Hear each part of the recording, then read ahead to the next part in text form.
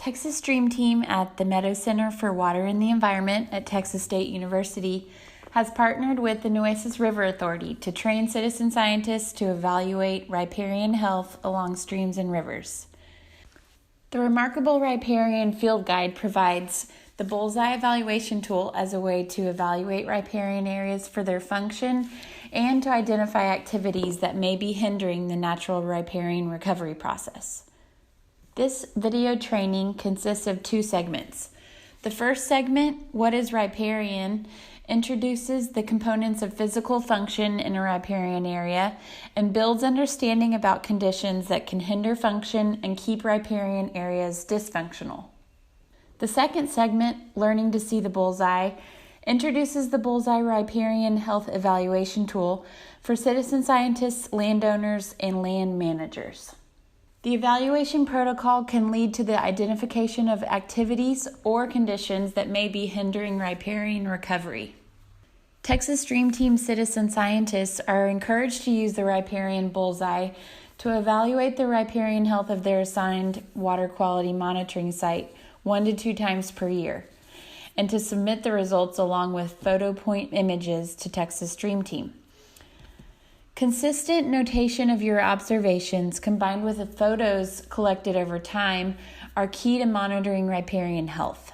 This protocol is included in the Texas Stream Team Quality Assurance Project Plan approved by the Texas Commission for Environmental Quality. Both video segments of this training are part of a series of digitally produced lectures within Riparian Function and Management, a new online class created by Nueces River Authority and offered at Sul Ross State University through the Sustainable Ranch Management Program under the direction of Dr. Bonnie Warnock. Much of the photographic content for this course was developed by leading riparian experts Steve Nelly, Kenneth Mabin, and Ricky Lennox.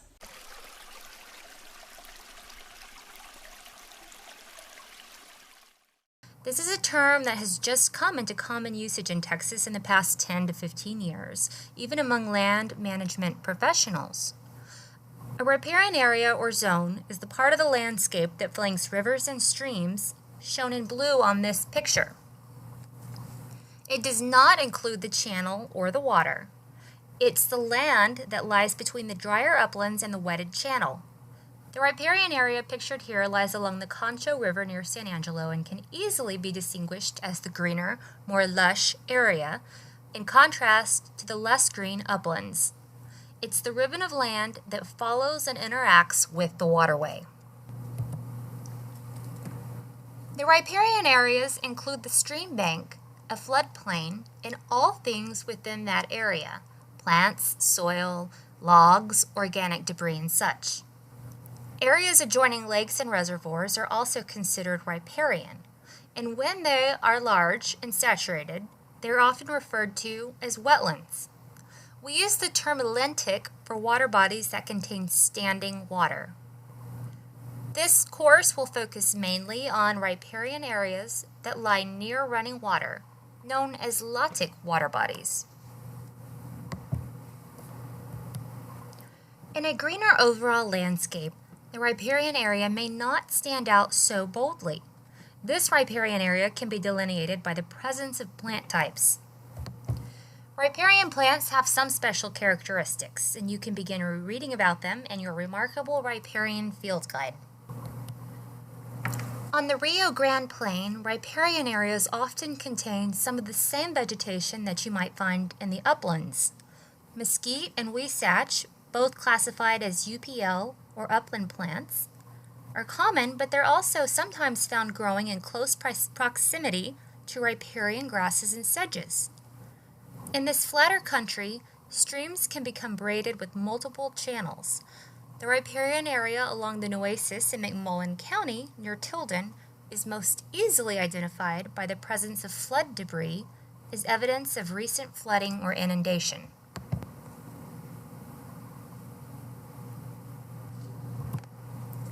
A similar situation can be seen on this creek in LaSalle County near Cotulla.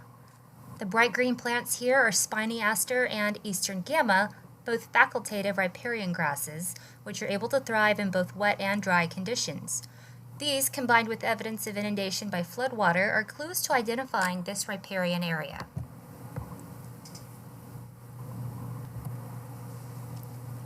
Many publications have sought to define the extent of riparian areas, but none have proven 100% meaningful in on-the-ground applications. The channel and valley slope and type, presence of riparian plants, evidence of frequent inundation, evidence of water storage, and other factors may indicate riparian location and extent. That size and location can vary greatly between rivers and along the same river and can change over time. Sometimes it becomes helpful to use an average width in planning and estimating restoration and preservation activities, but that number is most meaningful when based on actual conditions. Widening of a riparian area and narrowing of a channel is typically indicative of improving health. Conversely, narrowing of riparian areas and widening of the water channels can characterize hindered recovery or comprised function.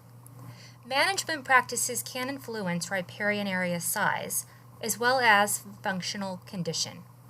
We sometimes say that an area wants to be riparian but is hindered by the presence of one or more hindrances.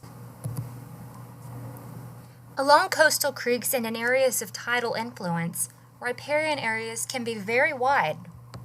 In places, it may be difficult to find their outer extent.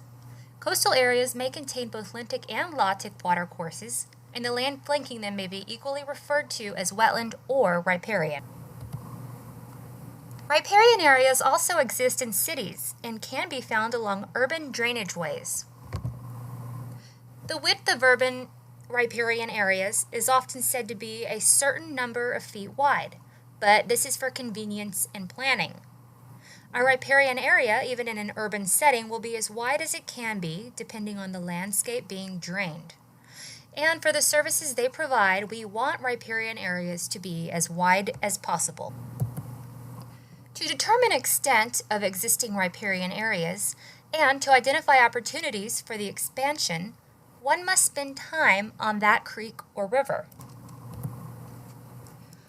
Before we leave the subject of what is riparian, let's look at some official federal agency definitions. The Bureau of Land Management definition calls for influence of permanent water and excludes ephemeral streams. Ephemeral streams run only as a result of runoff and maintain no connection to a water table. Ephemeral streams are commonly referred to as arroyos, draws, or ditches. We will discuss stream flow classification in our next lecture. For now, you will note that riparian and wetland definitions are tied to a regular presence of water. The U.S. Fish and Wildlife Service says riparian areas are plant communities next to water bodies, and they are usually transitional between wetlands and uplands.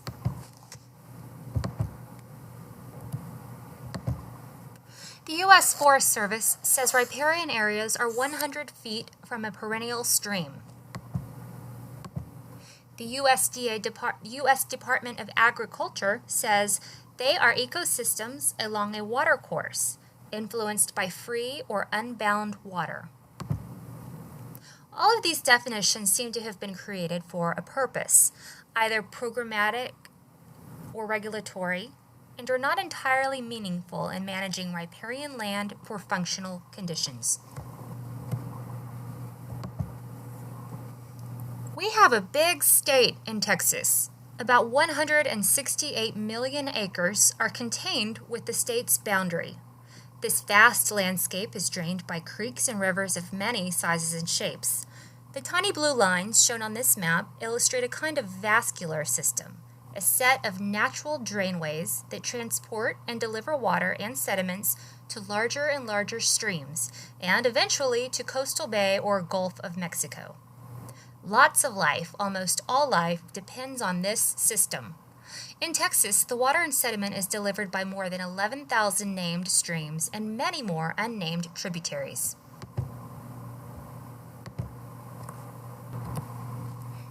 Think about riparian areas that flank these blue lines.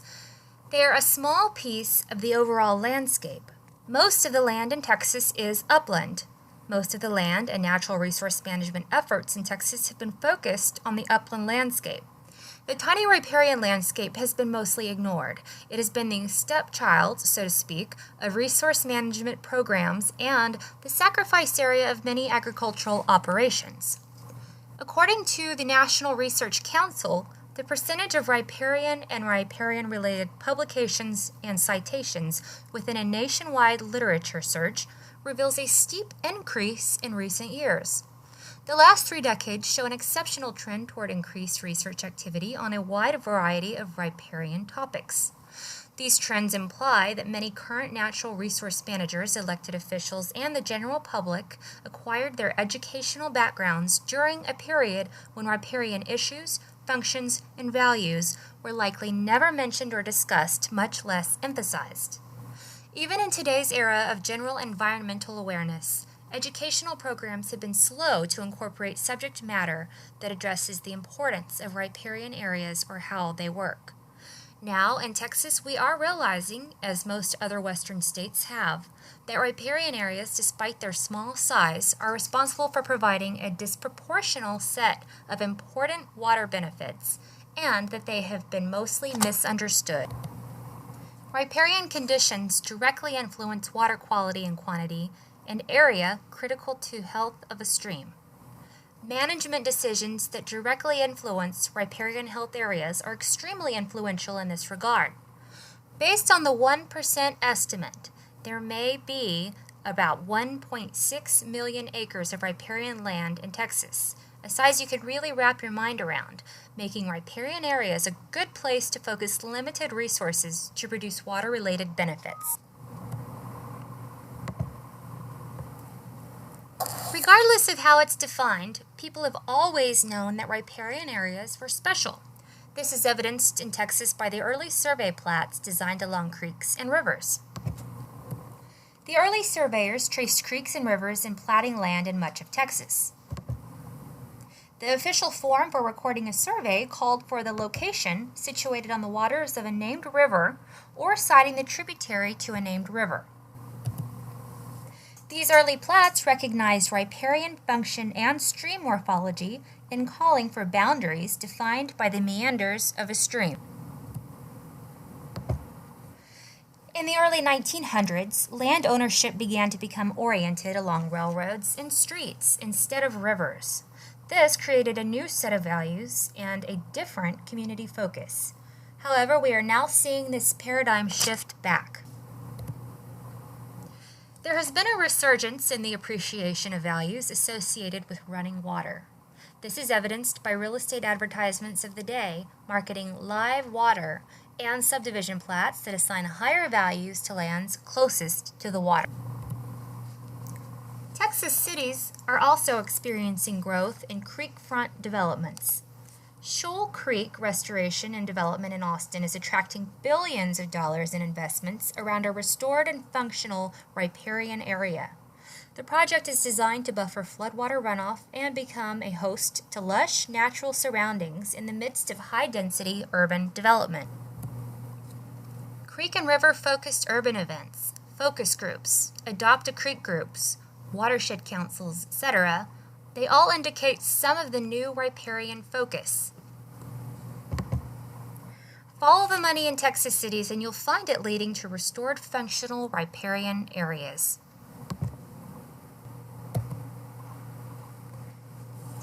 This new urban development trend may be cueing from the understanding that people value water. Whether in the city or in the country, different people value different things about creeks and rivers. For example, the people in the photograph on the upper left are enjoying watching a bird, while the gentleman in the lower right is appreciating the big, healthy eastern gamma plant for its forage value. Almost everyone appreciates a place to cool off on a hot summer day. Some recognized values include clean water. They include reliable supplies of water, abundant livestock forage, fish and aquatic habitat, wildlife habitat, as well as natural beauty and recreation. In this class, we will focus on the physical conditions that generate these values rather than the values themselves.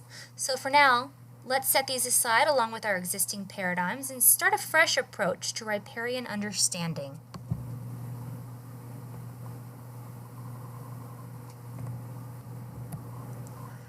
Much of this course will focus on physical function. A properly functioning riparian area along moving water is defined as one that has enough stuff. Vegetation, landform. It has large woody material, all enough to first and foremost dissipate stream energy, stabilize banks, reduce erosion, trap sediment, build or enlarge the floodplain, to store water, floodwater retention, groundwater recharge, and sustain base flow. And if these processes are occurring, then they will produce water quality, water quantity, forage, aquatic habitat, wildlife habitat, recreational value, and aesthetic beauty. So it is physical function that produces the values that we appreciate and demand from the creeks and rivers. This is the key concept of this course and valuable concept that can be applied to creeks and rivers anywhere on the planet. Let's take a look at what riparian function looks like on the landscape. Compare these two creeks. You can easily see function versus dysfunction. Here are two other examples where you can see a functional creek and then immediately to the right, a dysfunctional creek. Look carefully here. The riparian area on the left is functional and the riparian area on the right is not. Here you can see functional and dysfunctional areas on the very same creek where management can be seen making a difference. And here you can see the same exact location 7 years apart. Management can make a huge difference in functional condition and value production. By now, you're probably beginning to see some of the things that constitute the difference between functional and dysfunctional riparian conditions. That same seeing can help decipher the presence of functional and dysfunctional riparian condition even in urban settings. A common characteristic of function involves the storage of water. We often refer to riparian areas that store water as a riparian sponge.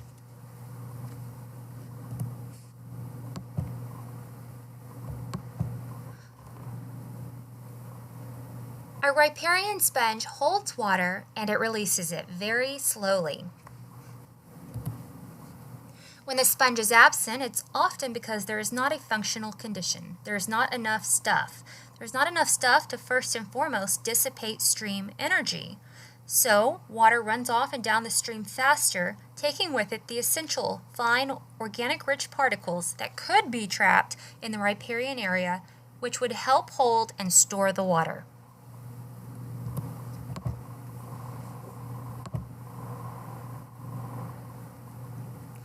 When the water holding capacity of riparian soils is lost, there is no sponge present. Therefore, the water simply runs off and downstream, leaving in little storage for slow future release. The functional and dysfunctional condition of riparian areas almost anywhere can be compared and contrasted by examining this very important characteristic, the presence of a sponge. The riparian area along this creek in Gillespie County is not functioning very well. It is clearly missing adequate vegetation, landform, or large woody material to dissipate stream energy, so none of the other processes can begin to occur. There is no sponge present, and therefore the following are inhibited: energy dissipation, stabilized banks, reduced erosion, sediment trapping, enlarging floodplains, floodwater retention, groundwater recharge, and sustained base flow. All are inhibited. The riparian area along the Leona River and Uvalde is functioning. It has adequate vegetation, landform, or large woody material to dissipate stream energy, so all of the other processes are occurring. There is a sponge present.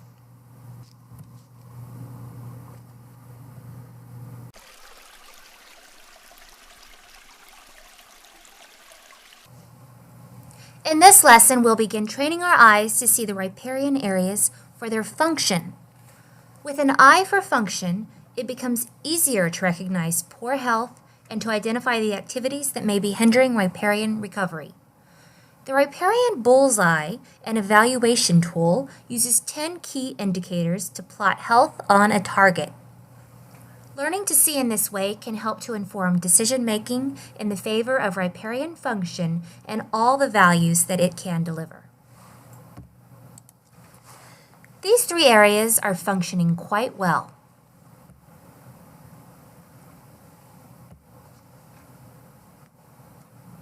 In this last picture, don't be misled. The site is highly functional. The banks are fortified with roots and anchored with very large wood or large wood. Signs indicate the floodplain is accessed regularly and that it contains plenty of energy dissipation. Oppositely, these three dysfunctional riparian areas can be evaluated by observing the vegetation present, or lack thereof.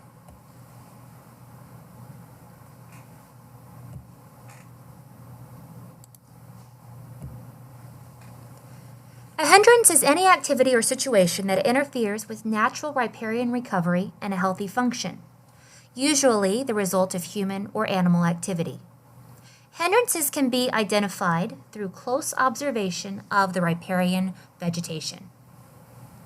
The following are common hindrances observed in Texas riparian areas: farming, mowing, or spraying weeds or brush too close to the bank, logging and related timber harvest activities adjacent to the creek, manicured or altered residential or park landscapes next to the creek, prolonged grazing concentrations in creek areas, excessive population of deer exotics or feral hogs in creek areas, burning in riparian areas, removal of large dead wood and downed trees, artificial manipulation of banks, channels, or sediment such as bulldozing, physical alteration of floodplains, excessive vehicle traffic in creek areas, excessive recreational activity or foot traffic in creek areas, excessive alluvial pumping or other withdrawals, in some cases the excessive growth of invasive species that inhibit the ability of natural riparian plants to do their jobs, low water dams and large reservoirs, and poorly designed road crossings and bridges.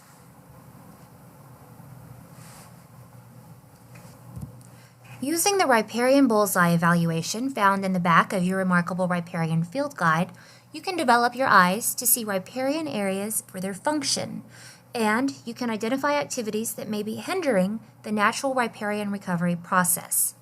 Can you see these? Can you see the active floodplain, the energy dissipation, new plant colonization, stabilizing vegetation, age diversity? Can you see species diversity, plant vigor, water storage, bank and channel erosion, or sediment deposition? Consistent notation of your observations with this guide, combined with photo point images collected over time, are key to monitoring riparian health. Not all of the parameters will be appropriate for all channel types. Leaving some portions of the target blank will not detract from your evaluation. Most of the 10 parameters will not apply to ephemeral streams, and likewise, some of the indicators will be difficult to evaluate on tidal-influenced segments of coastal streams.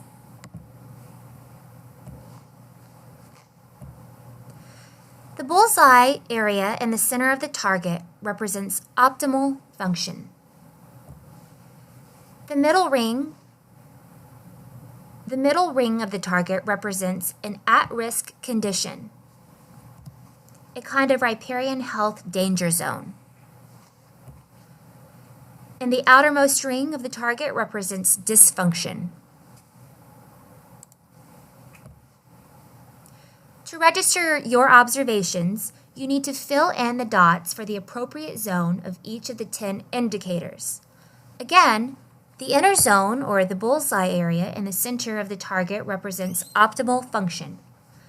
The middle represents an at-risk condition and a kind of riparian health danger zone, and the outer ring of the target represents dysfunction. One of the first and foremost considerations is floodplain access. Does floodwater have access to a floodplain? Why is this important? It's important because access to a floodplain is essential in order to give floodwater a place to spread out and slow down. Floodplains allow floodwaters to slow down and deposit their sediment, a necessary component of water storage in riparian areas.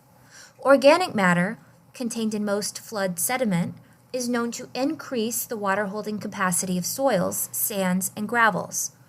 Riparian areas can support stream flows during dry times by releasing stored water. So how can you see it? To evaluate if a stream has access in its floodplain, look for debris or silted deposits from a recent flood event. You will likely notice that where vegetation is thick in the floodplain, new sediment such as sand, fine gravels, or flood mud have been trapped.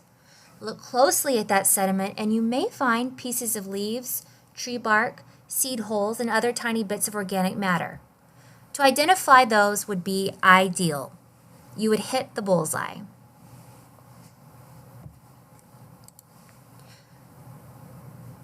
For active floodplains, is there new plant colonization? This is important because if floodwaters are being slowed down and sediment trapped, then those sediments need to be colonized by new... I totally misread. Pause. Okay, resuming with appropriate slide. Active floodplains. When streams are downcut, or if they are confined by roads or cement embankments, or if they are downcut and lack access to a floodplain, it is very difficult for them to heal, and other problems will ensue.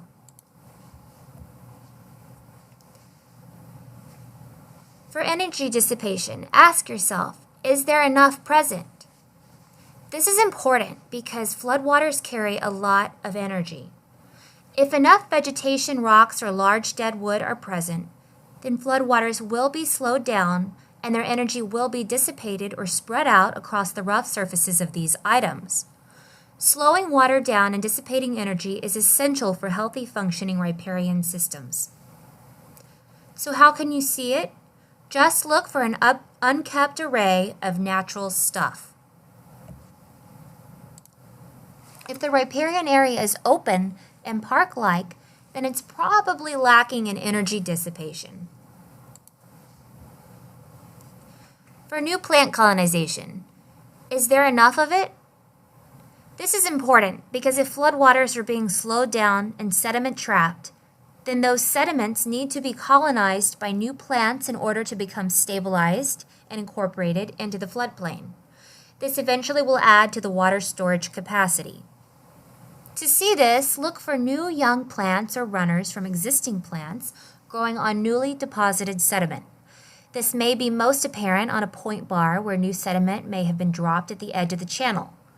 Plants that are good at this are called colonizers. While they may lack strong stabilizing roots, they are able to grow quickly and create conditions for other stronger plants to follow. Here on the barren area above, or the barren area pictured, new plants have not visually begun to colonize. Is there stabilizing vegetation? This could be herbaceous and it could be woody, or it could be a mix. And why is this important? It takes strong-rooted vegetation to withstand the energy of floodwater. Plants are rated for their ability to withstand floods with a stability rating or SR number. As you recall, SR1 is bare ground and SR10 would be equivalent to the strength of an anchored rock. Good coverage with plants having SR ratings of 6 or higher is usually a minimum for weathering floods. When deep-rooted plants and high-stability plants are mixed with low-stability plants or large wood and boulders, the community stability is greatly enhanced as roots are often interlocked and incorporated with the wood and rock material. So how can you see it? Using your field guide, identify riparian plants and look up their stability ratings. You want to see good coverage on the riparian landscape of plants with an average of SR 6 or 7 or greater, along with the presence of large wood and boulders. When stabilizing vegetation is sparse or absent, then the site is clearly missing the bullseye.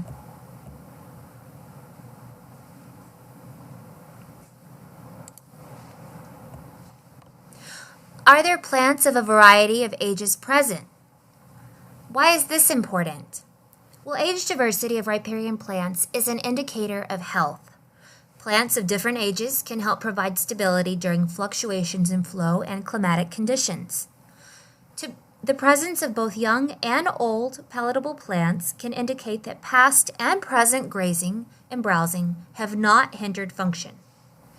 How can you see it? Identify riparian plants using the field guide. Look for young and middle-aged as well as older mature examples.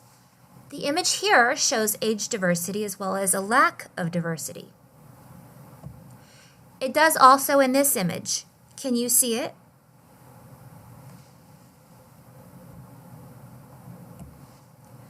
Are there a number of different important riparian species present? Pictured here, you can see eastern gamagrass, Indian grass, bulrush, cattail, spikerush, and cottonwood. In this next photo,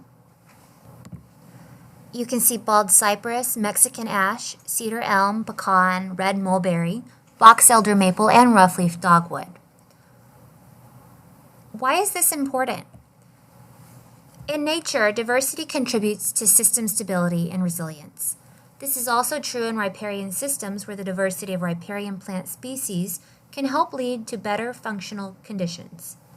A diverse group of riparian plants creates a plant community that is more durable and functional than any single species could be on its own. This is especially important underground where an interlaced series of diverse roots can interlock to hold channels in place, even elevating them to create more water storage across the entire valley. So how can you see it? Identify riparian plants using your field guide. Look closely for a group of high-stability native plants that can indicate a functional plant community. You may find only grasses and sedges or only woody riparian plants or some of both, but the important thing is to look for diversity within the groups. There is little plant diversity here. This riparian area is dominated by bald cypress and obligate with an SR rating of 9. It is very stable, but a single species is never a safe situation in nature. These cypress trees need some woody understory and some herbaceous cover to support them.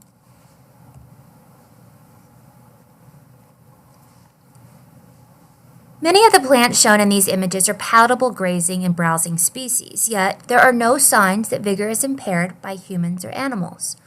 Some of these locations are used for occasional livestock grazing, but with proper management, riparian plant vigor has been maintained. So are plants healthy? Are they vigorous? And why is this important? Riparian plants that are browsed, mowed, or grazed short continuously can become unhealthy. Unhealthy plants can be compromised and have compromised root systems that may not be able to provide energy dissipation and bank stabilizing functions. If vigor is compromised, then it is time to do something different, such as removing the hindrances that are causing the problems. So how can you see it? Look for plants that have their leaves intact. Over time, heavy browsing, grazing, and mowing that cut the leaves and stems can cause them to develop scabs and stunted or scarred appearances. Once you have trained your eye to see stunted plants or recognize the browse line, then you can easily spot this hindrance. This image shows a distinct browse line on riparian trees, which indicates a vigor problem. While these trees appear to be healthy when their trunks are exposed from browsing, their flood resilience is weakened. Bushy bluestem on the left and buttonbush bush above are both palatable browse plants and are showing signs of extreme overgrazing and/or long-term browsing.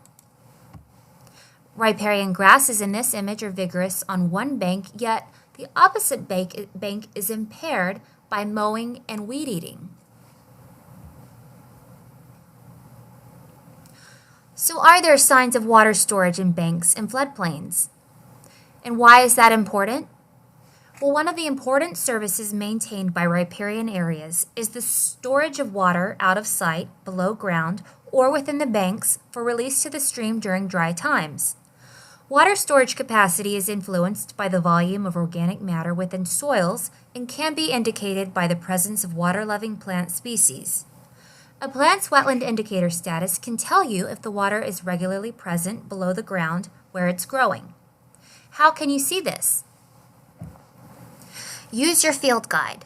Look for the obligate or OBL and facultative wet or FACW plants.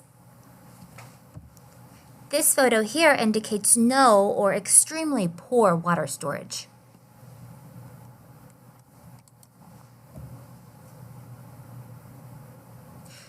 Is there excessive bank or channel erosion? In this image, some erosion is visible, but not excessive. And why is this important? Erosion is a natural part of the riparian system, but like most things in nature, balance is needed. Erosion of stream banks should be compensated by deposition and the creation and maintenance of meander bins. Meander bins can aid in energy dissipation within a channel.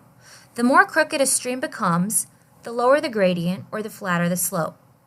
And how can you see it? Look for signs of a bank or channel erosion. Is it in predictable locations or on meander bends where point bars are being formed with the eroded materials just downstream? Does the channel look downcut or incised like a drainage ditch? And if so, it may also lack an active floodplain. This is how an out-of-balance erosion looks.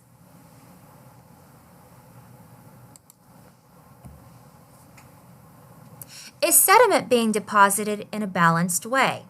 In this photo, the answer is yes. Why is this important? A river moves and processes both sediment and water, and they must be in balance. If too much sediment is being delivered to the channel and there is not enough water energy to process it, sediment can build up in the middle of the channel and other illogical places.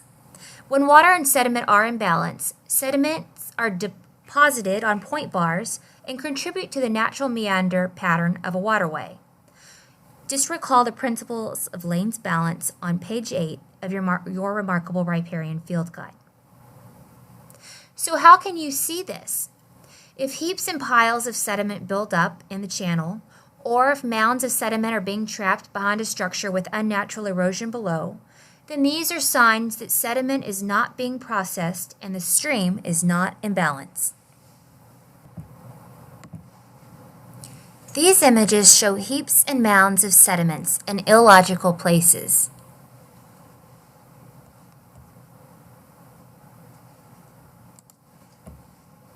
This is a riparian site along the South Llano River in Kimball County.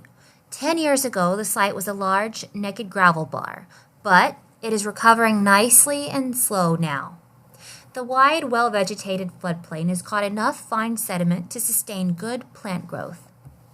Baccharis is the plant that kicked off the recovery, and now there is good diversity of plants with increased stability ratings.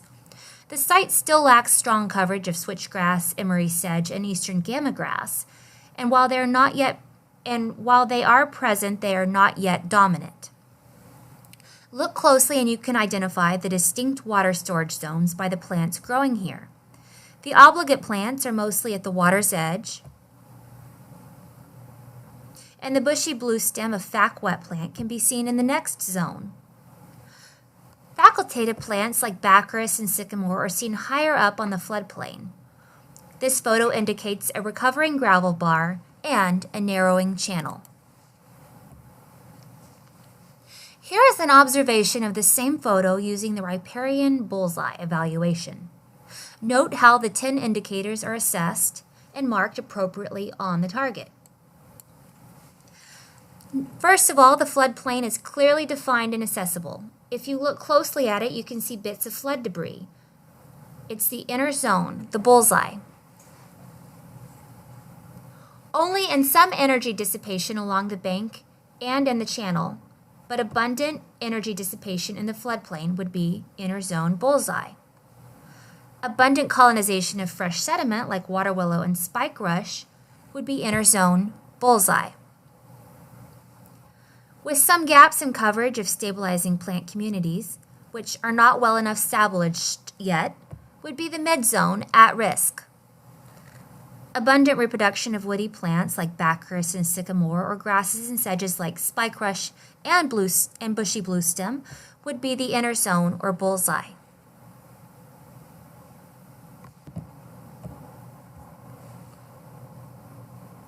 Modest diversity of woody plants like baccharis, sycamore, buttonbush, etc., and modest diversity of grasses and sedges, which only 4 are visible, would add up to a mid-zone at risk. Woody plant vigor not readily apparent in the photo, but herbaceous plant vigor appears healthy and vigorous, would be an inner zone bullseye. Obligate and facultative wet species, indicating water storage, are abundant near the water's edge but not further back, which means mid-zone at risk. With no excessive bank erosion visible in this photo, we're hitting a bullseye, the inner zone. And sediment appears normal and balanced in this photo, so that also would be bullseye, inner zone.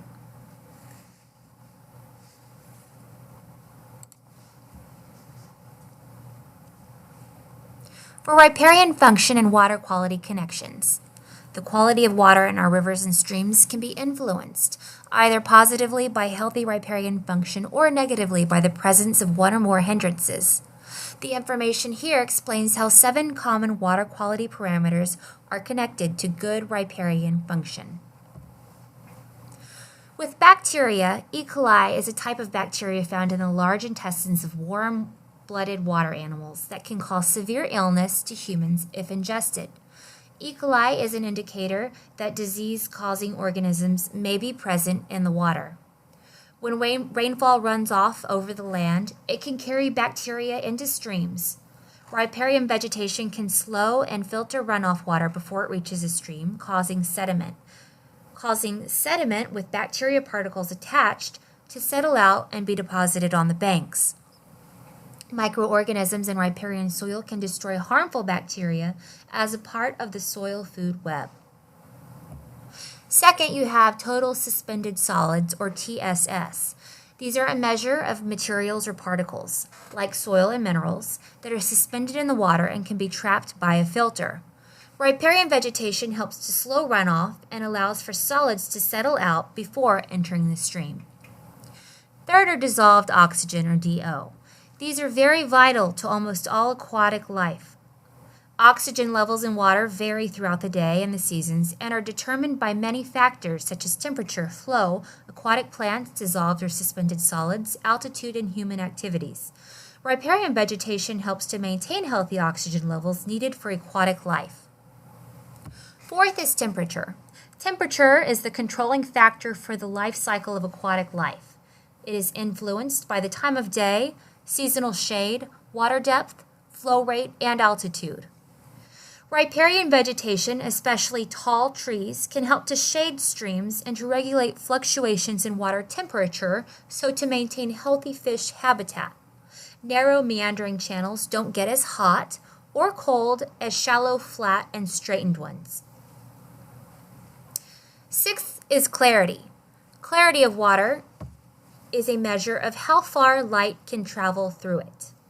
The clearer the water, the farther the light can travel, promoting photosynthesis and aquatic plant growth. Clarity can be degraded by the presence of fine sediment within the stream channel. Good riparian vegetation can help to trap and stabilize fine sediment before they enter a stream. And last is flow. Flow is often expressed in cubic feet per second, or CFS, and is a measurement of the velocity of surface water as it travels across the landscape. Soils, aquatic plants, and tree roots can affect flow rates and contribute to recharge when they capture floodwater and hold it in place for slow release, thus helping maintain flow during dry times.